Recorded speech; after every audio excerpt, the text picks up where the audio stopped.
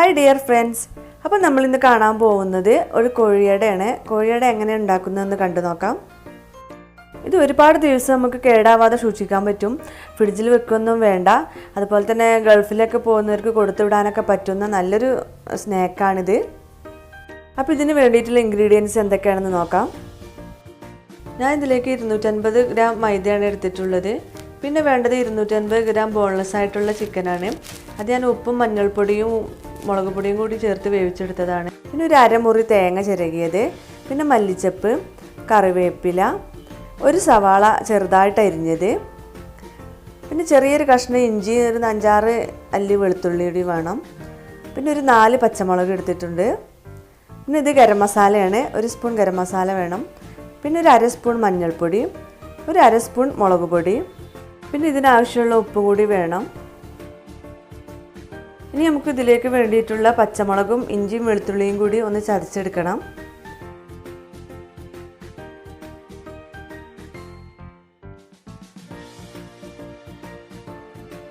ഇതുപോലെ ചതച്ചെടുത്താൽ മതി, ഒരുപാട് പേസ്റ്റ് ആക്കൊന്നും വേണ്ട.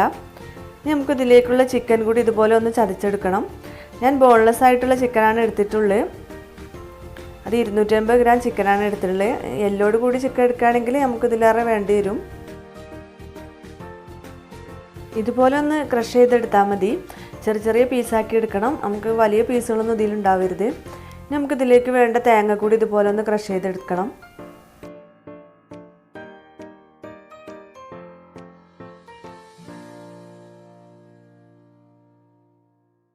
ഇപ്പോൾ നമ്മൾ കോഴിയടിക്ക് വേണ്ടതെല്ലാം നമ്മൾ ക്രഷ് ചെയ്തെടുത്തിട്ടുണ്ട്. ചിക്കനും അതുപോലെ തേങ്ങയും പിന്നെ ഇഞ്ചി വെളുത്തുള്ളി പച്ചമുളകും കൂടി ഇതുപോലെ ഒന്ന് ക്രഷ് ചെയ്തെടുത്തിട്ടുണ്ട്.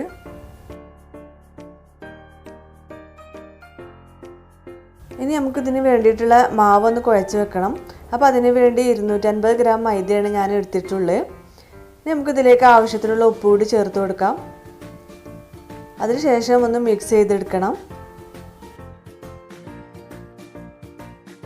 ഇനി നമുക്കിതിലേക്ക് ആവശ്യമുള്ള വെള്ളം കൂടി ചേർത്ത് കൊടുക്കണം. സാധാ വെള്ളമാണ്, ചുടുവെള്ളമൊന്നും വേണ്ട. അപ്പോൾ കുറേശ്ശെ ചേർത്തിട്ട് വേണം ഇത് കുഴച്ചെടുക്കാൻ. വെള്ളം കൂടി പോവരുത്. അപ്പോൾ കുറേശ്ശെ ചേർത്തിട്ട് ആവശ്യത്തിന് വെള്ളം വീണ്ടും ഒഴിച്ച് കൊടുക്കാം. അപ്പോൾ ഏകദേശം 1 കപ്പ് വെള്ളമാണ് ഞാൻ ഇതിന് വേണ്ടി എടുത്തിട്ടുള്ളത്. ഇനി നമുക്കിതിലേക്ക് 1 സ്പൂൺ ഓയിൽ കൂടി ഒഴിച്ച് കൊടുക്കണം.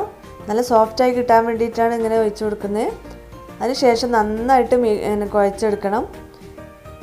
നമുക്ക് ബൗളിലിട്ട് കുഴച്ചാലൊന്നും നല്ല സോഫ്റ്റ്നെസ് കിട്ടില്ല. അപ്പോൾ അതുകൊണ്ട് നമുക്കൊന്ന് കൗണ്ടർ ടോപ്പിലേക്ക് മാറ്റിയിട്ട് നന്നായിട്ട് കുഴച്ചെടുക്കാം.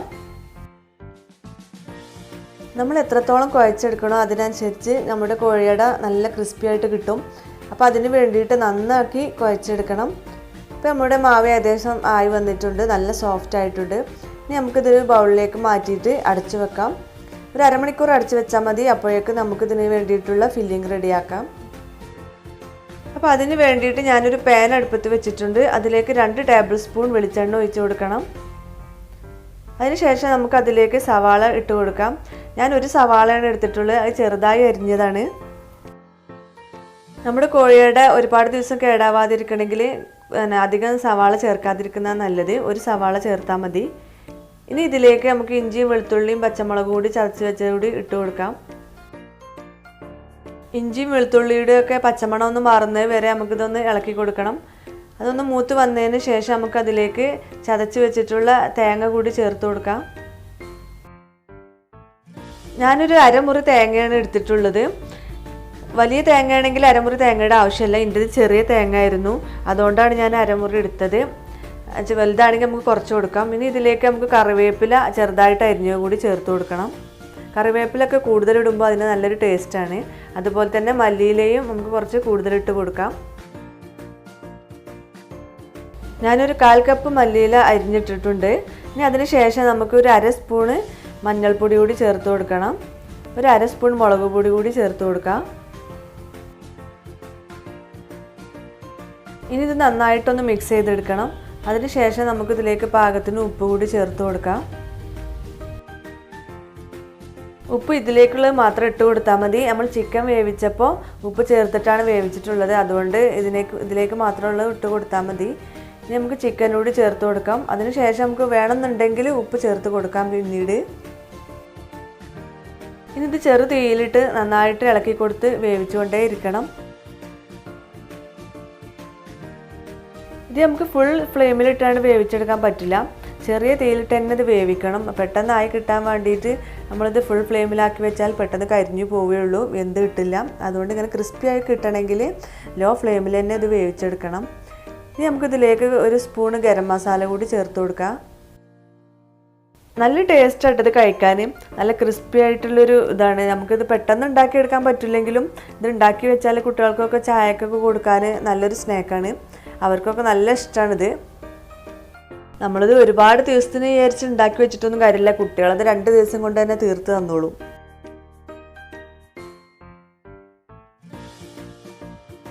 ഇത് കണ്ണൂർക്കാരുടെയും തലശ്ശേരിക്കാരുടെയും ഒക്കെ ഒരു സ്പെഷ്യൽ ഐറ്റംസ് ആണ്. ഞങ്ങൾ ഗൾഫിലായിരിക്കുമ്പോൾ തൊട്ടടുത്ത് താമസിക്കുന്ന ഫാമിലിയായിട്ട് വലിയ കൂട്ടായിരുന്നു. അവരുണ്ടാക്കി കണ്ടിട്ടാണ് ഞാനത് പഠിച്ചെടുത്തത്. ആ ഇത്താത്തയാണ് എനിക്കിതെല്ലാം പഠിപ്പിച്ചു തന്നെ. തലശ്ശേരി ആയിരുന്നു ആ ഇത്താത്താൻ്റെ വീട്. അപ്പോൾ അവർ ഒരുപാട് റെസിപ്പികൾ എനിക്ക് പഠിപ്പിച്ചു തന്നിട്ടുണ്ട്. അവർ പറഞ്ഞു തന്ന റെസിപ്പി ആയിരുന്നു ഞാൻ ഇതിനു മുമ്പ് വെച്ചിട്ടുള്ള ആ തേങ്ങാച്ചോറുണ്ടല്ലോ, തലശ്ശേരി തേങ്ങാച്ചോറ്, അതാ ഇത്താത്ത പഠിപ്പിച്ചു തന്നായിരുന്നു എനിക്ക്. ഇപ്പോൾ നമ്മുടെ ഫില്ലിങ് ഏകദേശം ആയി വന്നിട്ടുണ്ട്. ഇതുപോലെ നല്ല ക്രിസ്പി ആയിട്ട് വരണം. വേവ് ആവാതിരുന്നാൽ ഇത് പെട്ടെന്ന് ചീത്തയായി പോകും. അതുകൊണ്ട് നല്ല പോലെ ക്രിസ്പി ആയിട്ട് വേണം ഇത് ഓഫ് ചെയ്യാൻ. ഇനി നമ്മൾ കുഴച്ച് വെച്ച മാവൊന്ന് പരത്തിയെടുക്കണം. അപ്പോൾ അതൊന്ന് തുറന്ന് നോക്കാം. അപ്പോൾ നല്ല സോഫ്റ്റായിട്ട് വന്നിട്ടുണ്ട്. ഇനി ഇതൊന്ന് പരത്തിയെടുക്കാം. ഇനി നമുക്ക് ഇതിമൊന്നൊരു പീസ് എടുത്തിട്ട് നന്നായിട്ട് പരത്തിയെടുക്കണം.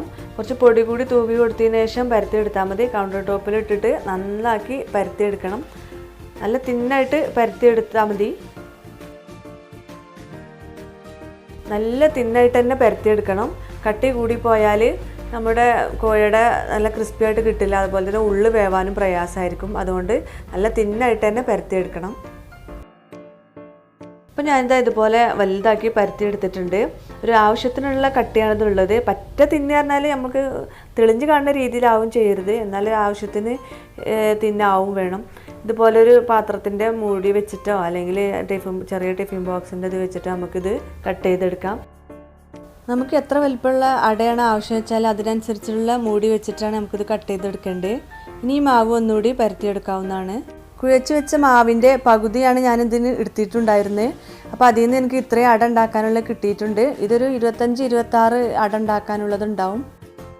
അപ്പോൾ ഈ ഒരു വലിപ്പത്തിലുള്ള അടയാണ് ഞാൻ ഉണ്ടാക്കുന്നത്. അപ്പോൾ അത് എങ്ങനെ ഫില്ല് ചെയ്യണമെന്ന് കാണിച്ചു തരാം. അതായത് പോലെ ഒരു 1/2 സ്പൂണൊക്കെ ഇട്ടാൽ മതിയാവും. കുറേശ്ശെ ഇടുള്ളൂ അതിലേക്ക്, അല്ലെങ്കിൽ പൊട്ടിപ്പോവും. അപ്പോൾ ഇതുപോലെ ഒന്ന് ഇട്ടിട്ട് മടക്കിയിട്ട് ഒന്ന് പ്രസ് ചെയ്ത് കൊടുക്കണം. കൈ കൊണ്ടൊന്ന് പ്രസ് ചെയ്താൽ മതി. എന്നിട്ട് ഇതുപോലെ ഒന്ന് നിറഞ്ഞെടുക്കുകയാണ് നമ്മൾ ചെയ്യുന്നത്. അപ്പോൾ ഇത് പെട്ടെന്ന് ഫസ്റ്റ് ചെയ്യുന്നവർക്കൊരു ബുദ്ധിമുട്ട് തോന്നും. പക്ഷേ നമുക്ക് എക്സ്പീരിയൻസ് ആയി കഴിഞ്ഞാൽ പ്രയാസമൊന്നുമില്ല. പെട്ടെന്ന് തന്നെ ഇത് നിറഞ്ഞെടുക്കാവുന്നേ ഉള്ളൂ. അതുപോലെ ആക്കി കിട്ടും. ഞാൻ ഒന്നുകൂടി കാണിച്ചു തരാം. ഇതുപോലെ ചെയ്തെടുത്താൽ മതി. നമുക്ക് 1-2 എണ്ണമൊക്കെ ചെയ്യുമ്പോഴേ പ്രയാസം ഉണ്ടാവുള്ളൂ. പിന്നെ നമുക്ക് ശരിയായിക്കോളും. എനിക്ക് ഇത്താത്ത പറഞ്ഞു തന്നപ്പോഴും ആദ്യം ഇതുപോലെ തന്നെ നല്ല പ്രയാസമായിരുന്നു. ഇപ്പോൾ ഞാൻ ഈസി ആയിട്ട് ഉണ്ടാക്കും. അപ്പോൾ ഇത്താത്താക്ക് നല്ലൊരു താങ്ക്സ് കൊടുക്കുന്നുണ്ട് ഞാൻ. എൻ്റെ കുട്ടികൾക്കൊക്കെ ഭയങ്കര ഇഷ്ടമാണിത്. അപ്പോൾ നമുക്ക് ബാക്കിയുള്ളത് കൂടി ഇതുപോലെ ചെയ്തെടുക്കാം. അതിനുശേഷം നമുക്കിതൊക്കെ ഫ്രൈ ചെയ്തെടുക്കാം. നമ്മൾ ആദ്യം കട്ട് ചെയ്ത് വെച്ചതൊക്കെ ആദ്യം തന്നെ ഫ്രൈ ചെയ്തെടുക്കുന്നതാണ് നല്ലത്. അല്ലെങ്കിൽ എല്ലാം കൂടി കഴിയാൻ കാത്തിരിക്കുമ്പോഴേക്ക് ആദ്യത്തേതൊക്കെ ഡ്രൈ ആയി പോവും. അപ്പോൾ അതിന് വേണ്ടിയിട്ട് ഞാനൊരു പാനിലേക്ക് എണ്ണ ഒഴിച്ച് ചൂടാക്കി എടുത്തിട്ടുണ്ട്. അപ്പോൾ അതിലേക്ക് ഞാൻ അടകളൊക്കെ ഇട്ട് കൊടുക്കുന്നുണ്ട്. നമുക്ക് ഒരുപാടെണ്ണം ഒരുമിച്ച് ഫ്രൈ ചെയ്തെടുക്കാവുന്നേ ഉള്ളൂ. ഓരോന്ന് ചെയ്യേണ്ട ആവശ്യമില്ല.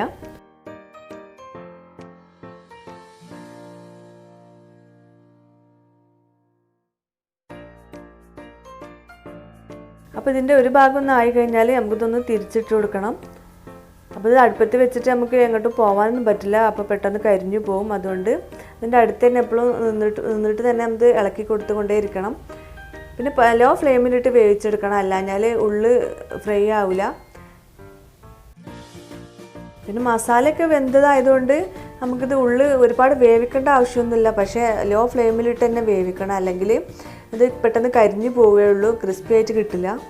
അപ്പോൾ ഇതുപോലെ ഒരു ബ്രൗൺ കളറായി വരുമ്പോൾ നമുക്കിതൊന്ന് കോരി മാറ്റാം.